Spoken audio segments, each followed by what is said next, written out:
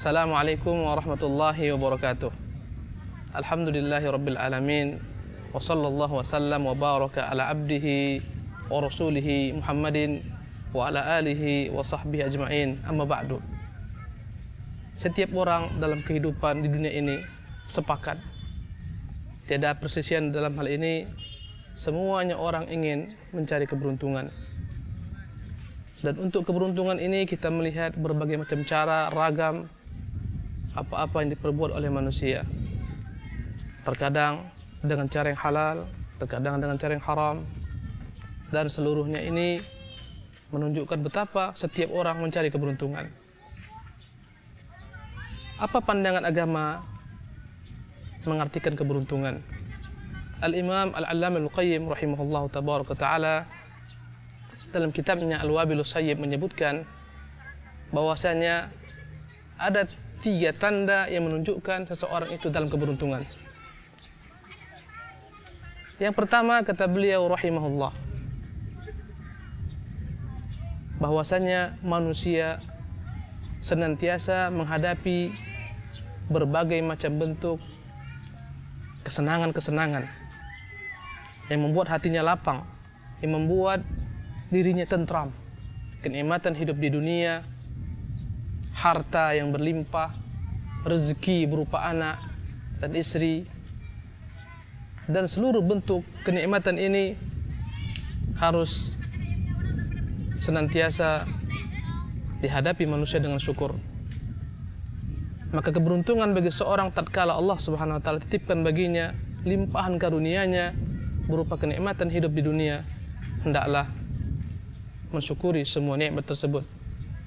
Di mana Allah Azza wa Jalla menjanjikan siapapun juga yang senantiasa mensyukuri nikmat-nikmatnya, Allah Subhanahu wa taala akan tambahkan. Allah berfirman dalam firman-Nya, la in syakartum la azidannakum wa la in kafartum inna adzabi lasyadid. Yang artinya, seandainya kalian senantiasa mensyukuri nikmat-nikmatku, aku akan tambahkan nikmat tersebut. Tetapi andai katakan kufur, ketahuilah sungguhnya azabku sangat pedih. Maka ciri-ciri keberuntungan adalah tatkala Allah SWT limpahkan kepada anda berbagai macam kenikmatan, anda hadapi dengan syukur kepada Allah Jalla fi'ula. Dan tidak banyak orang-orang yang mampu diberikan oleh Allah SWT amanah berupa kenikmatan hidup. Tidak sedikit orang-orang yang tergelincir akhirnya kufur kepada nikmat Allah Azza wa Jalla. Maka mereka adalah orang-orang yang tidak tahu beruntung dan tidak tahu keberuntungan. Allah Subhanahu wa taala telah menceritakan kepada kita tentang berbagai macam karunia yang limpahkan kepada para nabiullah, dan mereka hadapi dengan kesyukuran kepada Allah Azza wa Jalla. Dan kita mengetahui bagaimana Nabiullah Sulaiman, yang Allah berikan kepadanya kerajaan yang begitu besarnya, terbentang luas timur dan barat. Bahkan Allah berikan kepadanya kekuasaan untuk menaklukkan bangsa jin dan manusia. Tapi bagaimana perilaku Sulaiman? Apakah dia ingkar kepada nikmat Allah Subhanahu wa taala? Apakah dia kufur kepada nikmat Allah Subhanahu wa taala? Kalla wa rabbil Ka'bah. Bahkan Sulaiman mengatakan sebagaimana Allah Subhanahu wa taala sebutkan dalam firman-Nya, tatkala Allah berikan kepadanya limpahan karunia, berkata Sulaiman, "Hadza min fadli rabbi liyabluwani aashkur am akfur." Ini semua adalah merupakan karunia daripada Tuhanku, agar Allah Subhanahu wa taala mengujiku dengannya, apakah aku bersyukur atau termasuk daripada golongan orang-orang yang kufur. Ini adalah merupakan contoh kebaikan daripada orang-orang Allah berikan kepadanya limpahan karunia-Nya, dan mereka sukses lulus dalam menghadapi nikmat tersebut. Mereka senantiasa bersyukur kepada Allah Azza wa Jalla. Kemudian dalam kehidupan di dunia, ternyata dunia ini bagaikan roda pedati. Terkadang anda di atas, anda menghadapi berbagai macam bentuk keberuntungan hidup, kesenangan, kelapangan, dan terkadang anda harus di bawah dengan ketentuan takdir Allah Subhanahu wa taala. Terkadang berbagai macam himpitan-himpitan penderitaan melanda anda, berupa kekurangan jiwa, kekurangan rezeki, kesempitan hidup, penyakit yang mendera manusia, berbagai macam bala bencana yang Allah Subhanahu wa taala datangkan. Dan ini semua dalam agama kita, kalau kita ingin melihat siapakah orang-orang beruntung, maka lihatlah kepada sosok yang Allah Subhanahu wa taala uji dengan berbagai macam ragam musibah yang melanda dirinya, dia bersabar kepada Allah Azza wa Jalla. Maka tandailah jika Anda melihat ada orang-orang Allah Subhanahu wa taala uji dengan berbagai macam ragam bencana yang datang silih berganti melanda dirinya.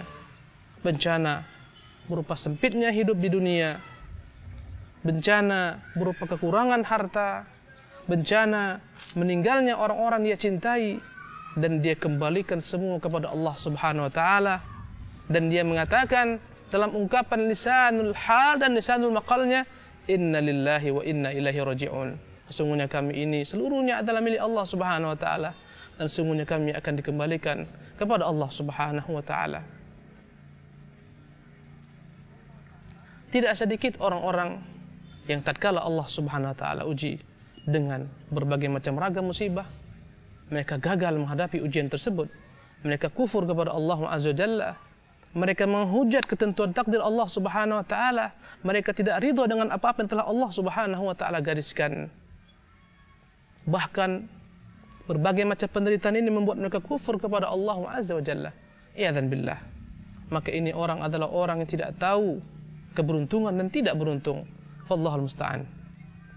Kemudian dalam kehidupan di dunia ini, andai kata kita ingin mengetahui siapakah orang-orang beruntung, Ibnu Qayyim rahimahullah menjelaskan yang ketiga adalah tatkala Anda melihat sosok seseorang yang dia terjebak ke dalam berbagai macam bentuk maksiat, tergelincir, bergelimang dengan dosa-dosa, karena tidak ada seorang pun daripada anak Adam yang sempurna.